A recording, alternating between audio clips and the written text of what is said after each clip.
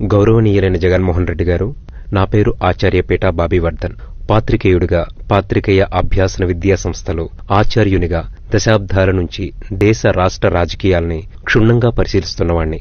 మీ నాన్నగారి దగ్గర నుంచి మీ ప్రతి అడుగు గమనిస్తున్నవాడిని. ఈ ఎన్నికల్లో మీ పార్టీ ఘోర ఓటమికి మీరు తప్ప మరేదీ కారణం కాదు. అది ఎందుకో మీకు ఖచ్చితంగా చెప్పాల్సిందే, లేకుంటే మరోసారి మీరు దెబ్బతింటారు. ఎందుకు ఓడిపోయామో అంతుపట్టడం లేదనడం, ఇంత చేసినా ఓటే లేదని జనాలపై నింద మోపడం, ఈవీఎం ట్యాంపరింగ్ జరిగిందని చెప్పి మరోసారి తప్పు చేస్తున్నారు. మనం ఏం చెప్పినా జనాలు గుడ్డిగా నమ్మేస్తారని మీ కోటరీ చెప్పిన మాటలు వినే ఎంతవరకు తెచ్చుకున్నారు. మళ్లీ ఇప్పుడు అదే పొరపాటు చేస్తున్నారు. అందుకే ఏ కారణాలతో ప్రజలు మిమ్మల్ని ఎంతలా పరాభవించారో మీకు గుర్తు చేస్తున్నా. అన్నిటికంటే ముఖ్యంగా చంద్రబాబును చూసి ఓటేసేవాళ్లకంటే మీ పద్ధతి నచ్చకే కూటమికి ఓటేసేవాళ్లే ఎక్కువనే నిజాన్ని మర్చిపోవద్దు మీరు. ముందుగా మీరు చేసిన ఇంతవరకు ఏ నేత చేయని ఒక గొప్ప పని గురించి మొదలుపెట్టి తరువాత మీ తప్పుల గురించి మాట్లాడదాం. వైసీపీ స్థానిక నేతనే కాదు, ఒక sarpanch, MPTC, ZPTC, MLA, MP, చివరికి ఒక మంత్రికి కూడా మధ్యవర్తిత్వం లేకుండా పేదలకు, లబ్ధిదారులకు నేరుగా పథకాలను అందించారు. దానికి మీకు ముందుగా హ్యాట్స్ ఆఫ్. చంద్రబాబు గారు కూడా ఎప్పుడూ ఇది చేయలేకపోయారు. ఈసారైనా ఆయన ఈ విషయంలో మీ బాటలో నడవాలనేది నా ఆకాంక్ష. ఇక మీ గురించి మాట్లాడుకుందాం. ఏం చేసినా, ఎన్ని అబద్దాలు ఆడైనా ముందు ముఖ్యమంత్రినైపోతే తరువాత మనకు నచ్చింది చేసుకోవచ్చని మీరు అనుకున్నారు. కానీ సాధ్యం కాని హామీలు ఇచ్చి కుర్చీ ఎక్కి ఆనక అమలు చేయకపోతే చరిత్రహీనుడిగా మిగిలిపోతారు. పక్కన పెట్టండి.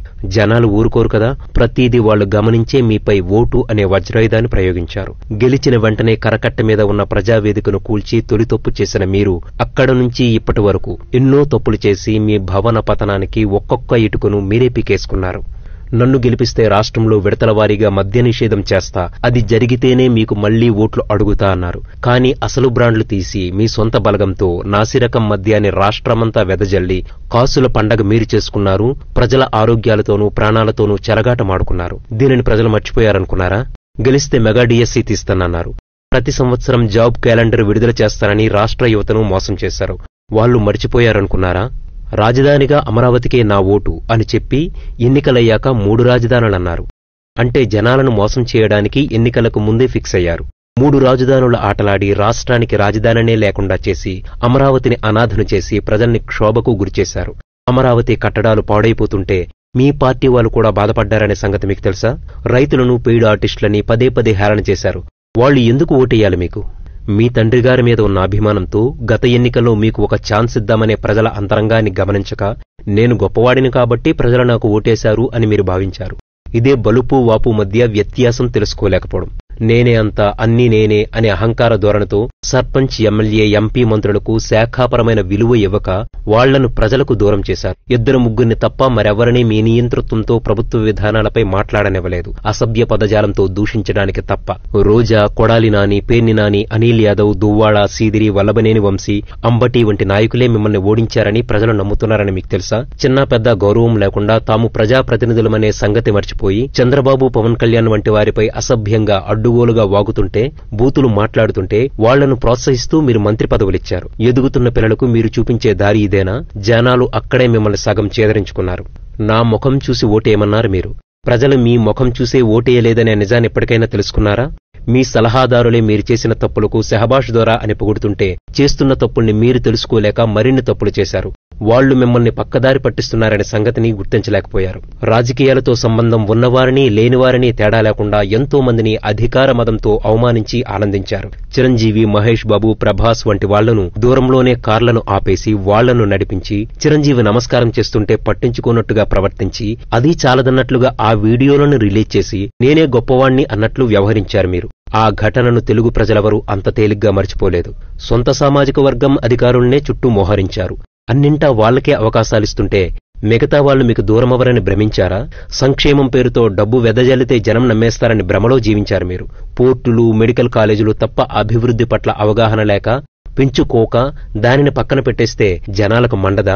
రివర్స్ టెండరింగ్ పేరుతో పరిశ్రమలు రాకుండా చేయడం, పారిశ్రామికవేత్తలు పారిపోయేలా చేశారు. రాజధాని రైతులకు అనేక అవరోధాలు సృష్టించారు. సమాంతరంగా పేడు ఉద్యమాల్ని ప్రోత్సహించారు. కులాల్ని విడగొట్టి చైర్మన్లు నియమించి వారికి నిధులు విధులు ఇవ్వకపోవడాన్ని జనాలు గుర్తించలేదనుకుంటున్నారా?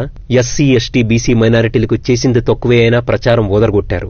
దీనివల్ల మిగతా వర్గాలకు దూరమయ్యారు. ఆకాశమంత ఎత్తున అంబేద్కర్ విగ్రహం నిర్మాణం చేశామని చెప్పిన మెజారిటీ దళితులు మిమ్మల్ని విశ్వసించలేకపోయారు. హత్యలు చేసిన నాయకులను వెనకేసుకు వచ్చినా ప్రజలు పట్టించుకోరనే మీ అహంకారం ఇప్పుడేమైంది? పైగా వాళ్లకే సీట్లిచ్చి మంత్రి పదవులిస్తారా? ఎంతో అనుభవం కలిగిన రాజకీయ దురంధరుడు చంద్రబాబు నాయుడిని చట్టసభల్లో ఘోరంగా అవమానించడం, ఇది గౌరవ సభ కాదు కౌరవ సభ అని ఆగ్రహించి మళ్లీ గెలిచాకే సభలో అడుగు పెడతాననే ఛాలెంజ్ చేసే వాతావరణాన్ని కల్పించిందెవరు? మీరు కాదా?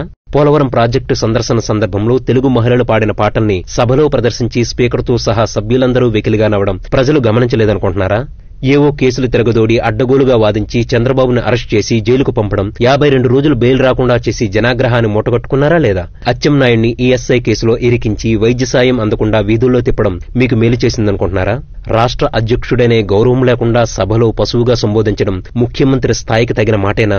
జైలులో ఉన్న చంద్రబాబుని పరామర్శించేందుకు వస్తున్న పవన్ కళ్యాణ్ని దారిలోనే అడ్డగించారు. అనేక చోట్ల పవన్ సభలకు అనుమతి నిరాకరించి పవన్ ఎదగడానికి మీరే కారణమయ్యారు. పవన్ వ్యక్తిగత విషయాల మీద చౌకబారు విమర్శలు చేశారు. ఇక సోషల్ మీడియాలో ట్రోల్స్ అయితే నీచత్వానికి పరాకాష్ట. అత్యంత నోటిదూల తారామణి శ్రీరెడ్డి నోటికి తాళం వేయకపోగా సునక భావప్రాప్తి పొందారు. సూపర్ స్టార్ రజనీకాంత్ మీద సైతం చౌకబారు విమర్శలు చేసిన వాళ్ళని కనీసం మందలించారా?